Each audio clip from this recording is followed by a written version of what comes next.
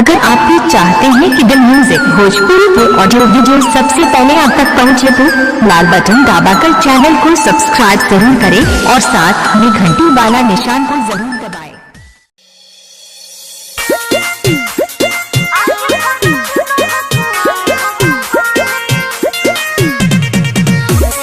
आप सुन रहे हैं इमरान भाई सुनील के चैनल पर के सुपरहिट प्रस्तुति म्यूजिक बाय अभय बाबा।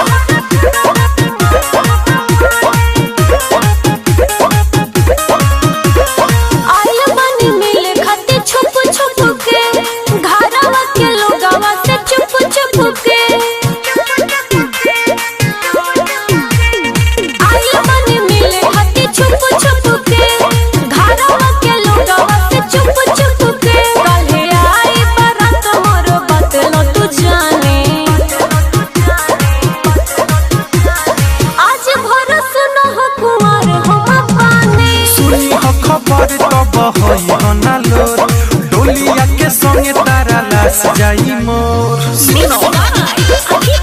आप सुन रहे हैं इमरान भाई सुनील के चैनल पर के सुपरहिट प्रस्तुति दिन के साथ रहे हो संगे बीतल कोई रात रहे हो।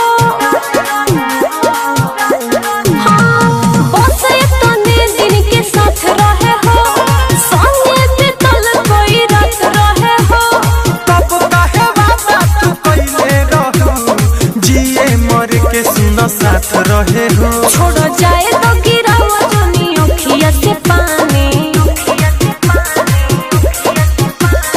आज भर सुनो हो कुंवर हो पानी। जनी हो खबर तब होई हो ना लो डोलिया के संगे तारा लास जाई मोर।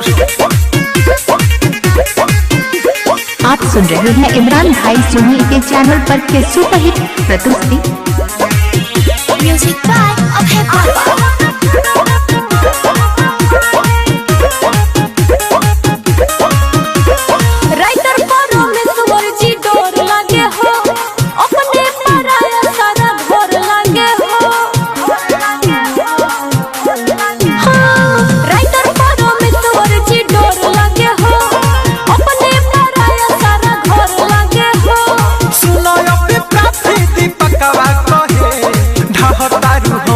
कहर लागे हो कैसे रहो पंकज रंजन सोचताने।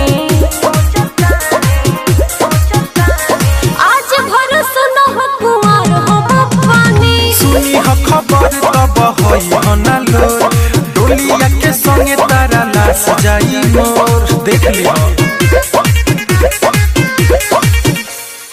पता पारसा उर्फ Sirisiya Tamkohi road. Presented by Dill Music।